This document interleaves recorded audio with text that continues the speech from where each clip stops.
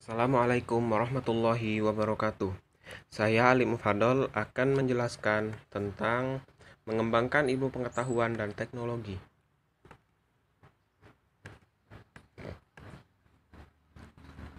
Peta konsepnya yang pertama yaitu ayat dan terjemahan surah Al-Alaq ayat 1-5.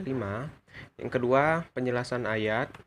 Yang ketiga, poin-poin dan hikmah dalam surah Al-Alaq ayat 1-5.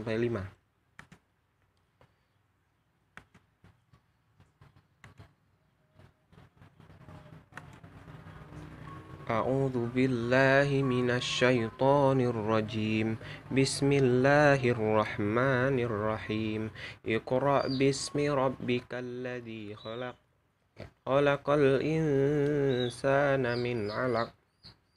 Iqra wa rabbukal akram.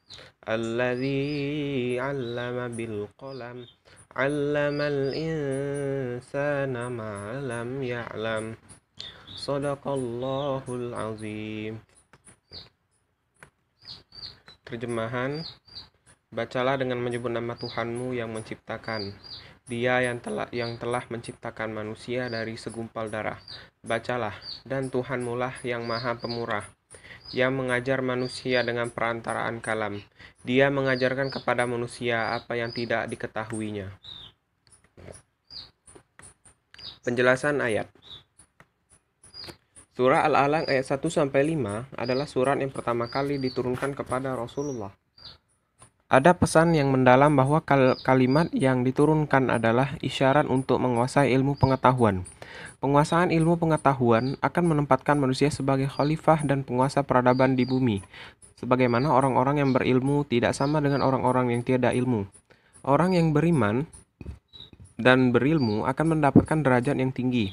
Kata Iqra yang berarti bacalah adalah isyarat akan pintu pengetahuan.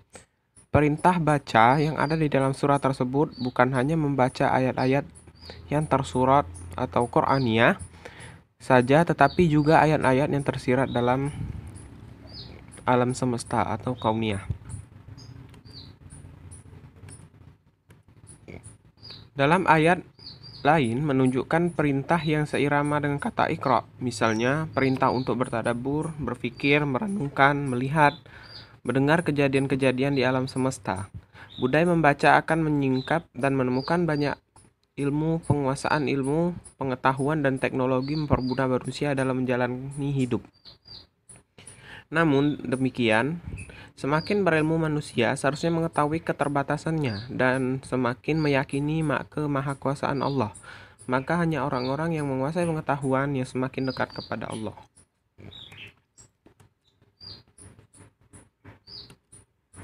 Poin-poin atau isi kandungan. Yang pertama, perintah untuk mencari ilmu yang terdapat dalam Al-Quran dan ilmu yang terdapat di alam. Perintah untuk mengenal asal-usul diciptakannya manusia. Perintah untuk mencatat ilmu menggunakan pena dari berbagai cabang ilmu dan dapat berbagi ilmu pengetahuan baru kepada orang lain. Allah menjadikan manusia ke dunia dalam keadaan yang tidak mengetahui apa-apa dan secara perlahan mempelajari melalui kemampuan melihat dan mendengar. Hikmah dalam surah Al-Alaq ayat 1-5. Yang pertama, selalu menyebut nama Allah. Yang kedua, terbiasa untuk membaca. Dan yang ketiga, selalu berusaha dan tidak mudah menyerah.